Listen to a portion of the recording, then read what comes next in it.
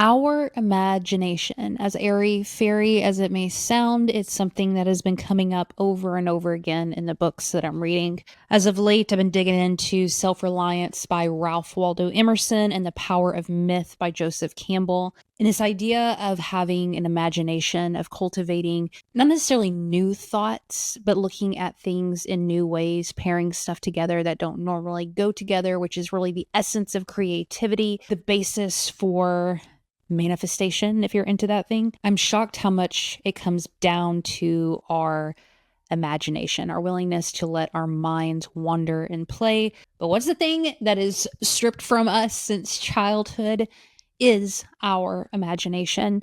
I've been on the hunt lately to figure out how to expand my own imagination. There'll be more on that soon. But I wanted to look back at a couple of previous interviews that I had, one with Pixar writer Matthew Lunn, and the other with high performance coach and author of The Alter Ego Effect, Todd Herman, to maybe figure out how we can cultivate play and imagination more into our work. Up first, Matthew Lunn. He's the author of Best Story Wins and a storyteller from Pixar. The word that kept coming up for me when you were talking was imagination. And I've noticed in myself that as I'm a late bloomer, man, like trying to tap back into that side of myself that's been shut off for like 20 years of the childlike and what if and just expanding what could be the possibility. It's limiting me so much in my storytelling. And I'm just wondering, like, how did they foster that in you, or how do you tap back into that child imagination play side? That's a good question. I guess there is the one that all parents can do and people can do even as adults, which is continue to think like a student. And what I mean by that is not a student as in the academic side so much, but don't rest on just, I'm done.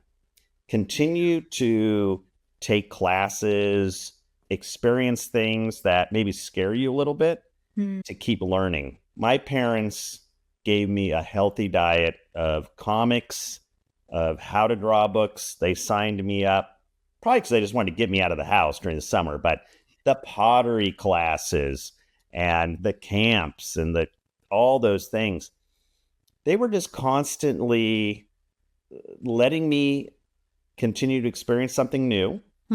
And I would say that they never got mad at me or reprimanded me for doing something that was creative, that was maybe could be destructive to the house.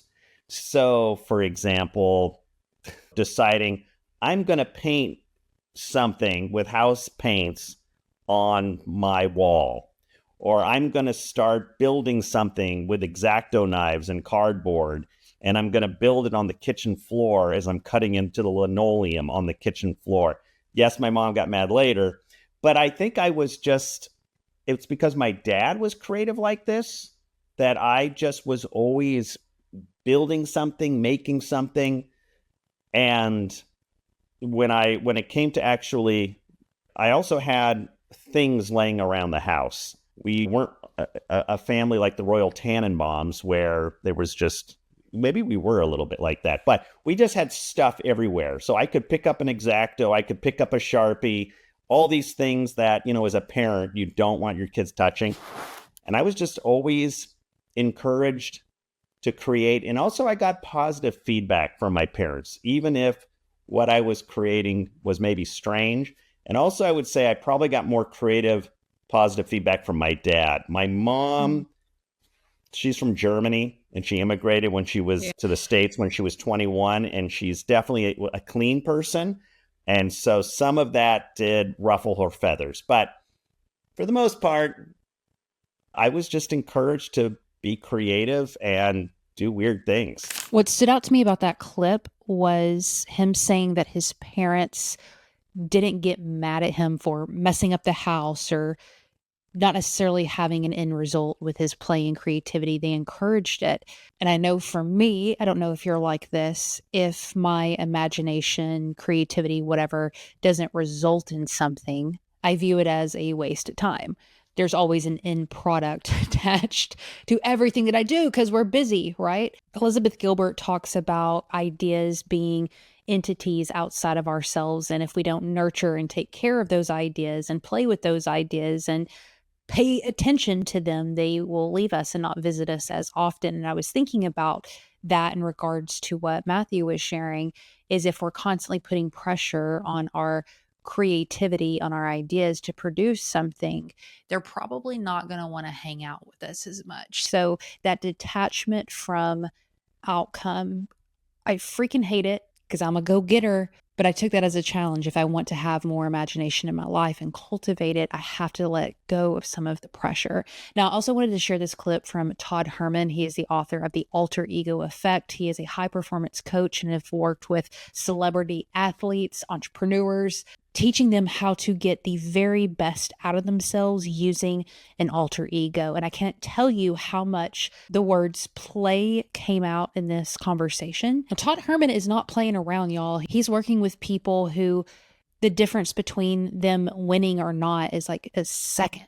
So micro details and being very proficient and very serious about training is what his career has been built on. But a pillar of that has been imagination and play. 100%. Because the alter ego is really born out of the creative imagination. You know, human beings, we're trying to pursue whatever lives we're trying to pursue. Some people choosing more challenging things than others, but it's typically relative anyway. Like, you know, my challenge, I don't know if it's any bigger or any less than someone else's, because it's just relative to, you know, how we're built in that moment.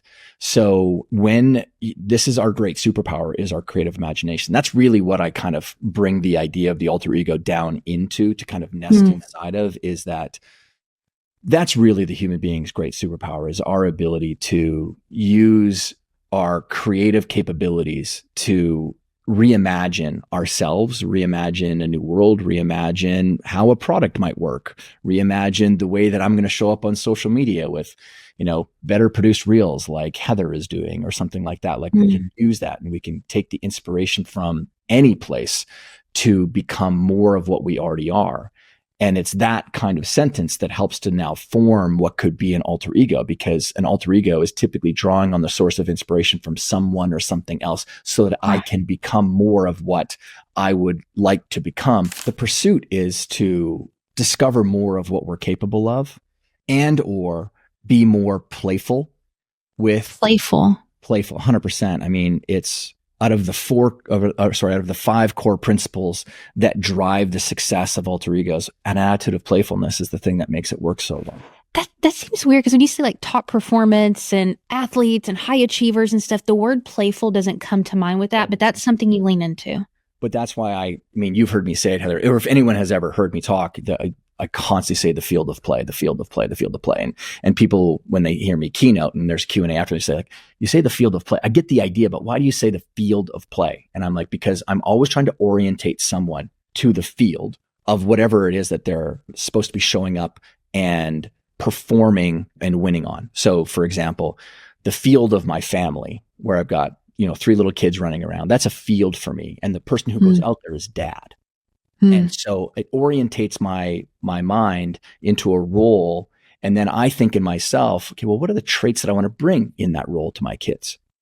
Would they be the same as when I'm orientating myself to my coaching field? Because in the coaching field, I'm challenging people, because I've got typically very successful human beings that have large egos that I do need to break through the hard exterior of a protective coating that's there, because they need it, because so many people want stuff from them and I don't. That's why I sign NDAs with my clients. I sign it saying I'm not going to share who I'm working with unless you go and share my name publicly. That would be the only way that NDA is ever broken. That's why I can talk about Kobe or Cristiano or Rafael Nadal, because they've said my name publicly. But the field of play then is to remind ourselves that really when you're going into the zone and the flow state, which we talk about, that zone and flow state, I found that the final golden key that unlocks it is an attitude of playfulness. Because now let's go to the science of it and explain it then, Heather. Okay. From the ages of 6 months to about 7.5, 8 years of age, that is the most formative. Those are the most formative years of development for human beings.